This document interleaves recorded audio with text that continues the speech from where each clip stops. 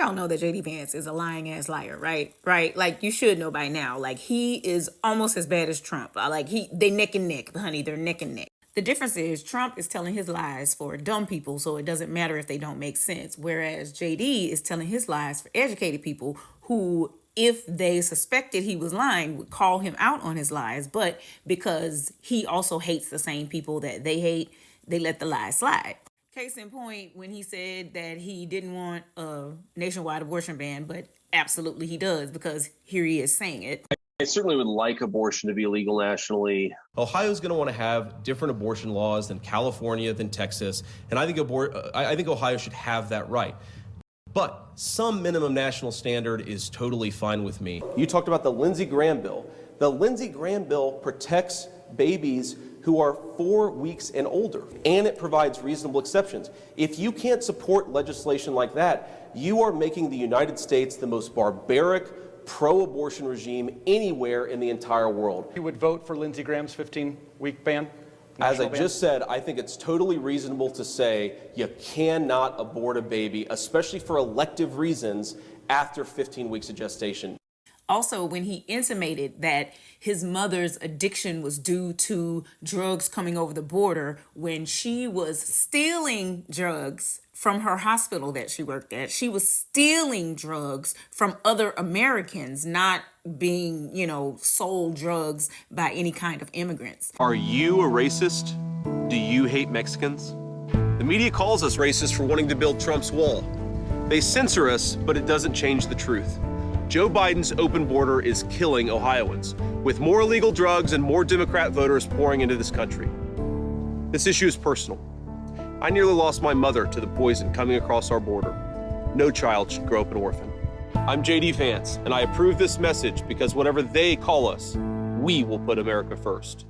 And side note to that, if you have not listened to the podcast, the true crime podcast, The Retrievals, you should take a listen to that, because the kind of woman that JD Vance's hot-head mama is the same kind of woman that caused all that grief and strife in The Retrievals, where this woman was literally stealing the pain medication from the hospital and replacing it with saline solution, so that women who were going through medical procedures were getting saline instead of the fentanyl that they needed, and were in excruciating pain, and nobody believed them. But back to lying ass liar JD. Now, here's something that I found very interesting, and it is available for free for anybody who wants to fact check me and look this up. It's right there on his Wikipedia page. Before you're like, I don't believe anything on Wikipedia, I also looked it up on other reputable news sites and journalistic publications. I did not just stop at Wikipedia. Please, you ought to know me by now. So if you didn't know, JD Vance is not just a lawyer, he's a venture capitalist. And he started this venture capitalist firm with money that was given to him from Peter Thiel, the same guy who bankrolled his Senate campaign back in 2022. But before he opened that venture capital firm, he was invested in and on the board of this company called AppHarvest. Now, AppHarvest sold itself as this new tech-forward agricultural company that was going to bring all these jobs to Eastern Kentucky and the Appalachian area, right? And JD, of course, because he's from that area, that's why, it lended validity to this claim. So JD's on the board of this company, and then when Peter Thiel helps him open his venture capitalist firm, the venture capitalist firm poured more money into AppHarvest. So the company went public in 2021 and it filed bankruptcy by 2023. And that is because A, they had bad management, but B, they sold this company to the people of the Appalachian area that, you're going to get better medical benefits with us. You're going to get not as high of a wage as some of the places that you were working, but you got these great health benefits. And so a lot of people quit their jobs to go work for AppHarvest. And then what was the first thing when AppHarvest got in money trouble? What was the first thing they cut? The medical benefits. Additionally, not only were they not paying people a good livable wage, they also, when people started quitting because the work conditions were horrible, there were people passing out from heat strokes all the time because they're in a greenhouse, but it was not sufficiently made for human beings to be in there producing as much as they were trying to make these people produce. They weren't giving people water breaks. They weren't letting people take off after they even had a heat stroke. Like one of the employees said that a doctor's note note stating that, they had a heat stroke was not enough for them to miss a shift. So they were not treating their workers fairly nor properly. So the people started quitting. They had sit-ins and strikes or whatever, and trying to request better conditions, but they got fired for that. And who says that you should get fired if you're out here demanding better work surroundings? But anyway, when the people started quitting, guess who AppHarvest started hiring? Migrant workers. And according to some former employees, they used to hide the migrant workers when people would come and visit the plant, especially like when Senator Mitch McConnell came. Apparently, they hid all the Latino workers when he came through. And then he started making a speech bragging on the company, saying that we're taking jobs back from Mexico and bringing them to America, while the Mexicans were in the back hiding. Yeah.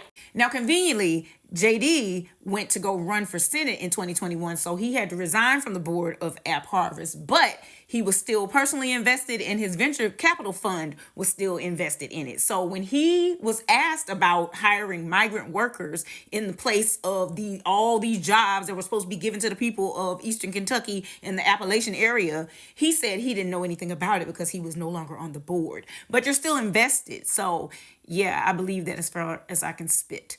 And side note number 2, Martha Stewart was also on the board of this company. And I'm hoping it was just because of the damn tomatoes. Because Martha, your convicted felon ass ain't learned your lesson yet. You need to get yourself from around these dirty ass people who be playing the stock market the way they do. Your ass went to jail for that, girl. And you can't get no filler up in jail. So you get your ass away from them people, Martha. What's also very interesting is that the day that AppHarvest went public, the stock started rising so quickly that they had to pause the stock for volatility. They stopped trading on it.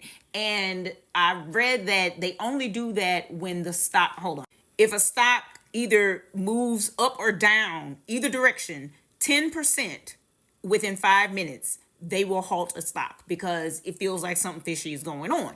Now, when AppHarvest hit the market, it was valued at like over $1 billion, right? And then in the first 6 months of its existence, it lost 3/4 of that. Now, I need you to put your critical thinking cap on right here.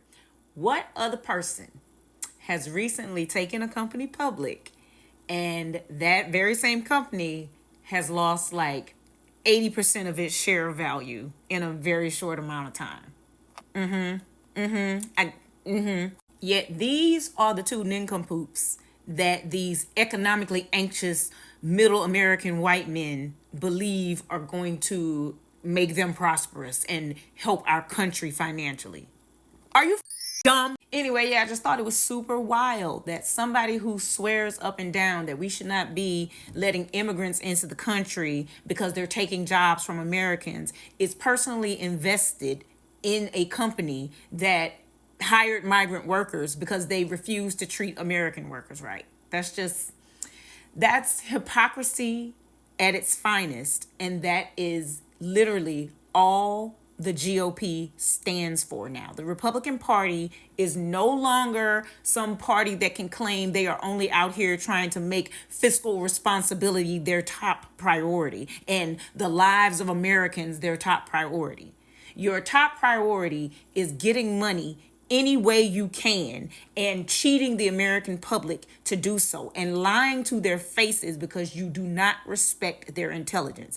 But bitch, I'll tell you this, you're not gonna stand here and lie in my motherfucking face and I'm not gonna say nothing about it. So yeah, in summation, vote ho and fire the entire GOP.